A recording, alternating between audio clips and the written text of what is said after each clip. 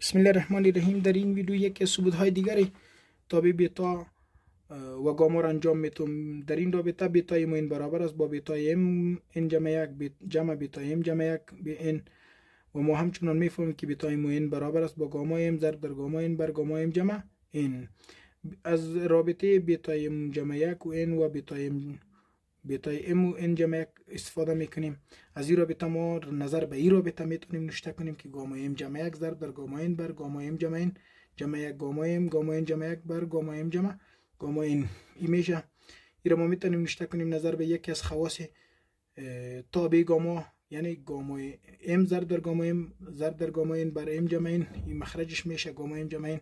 این میشه گاما ام ضرب در ان ضرب در گاما ان بر ام جمع ان گاما ام جمع ان. مخرجایش با هم برابر است. از مخرجایی که گرفته تا آنها را با هم صورتها را با هم جمع میکنیم. این میشه ام جمع ان گاما ام جمع ان.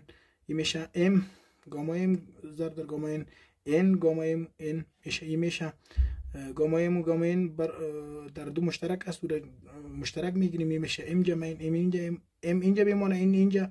این میشه ام جمع ان بر گاما ان. این ام جمع ان با ام جمع ان خلاص میشه. این میشه گاما ان ضرب در گاما ان. این میشه بیتا ام و ان. در نتیجه دریافت کردیم که بیتا ام و ان برابر است با بیتا ام ان جمع یک و جمع بیتا ام جمع یک ان. تشکر.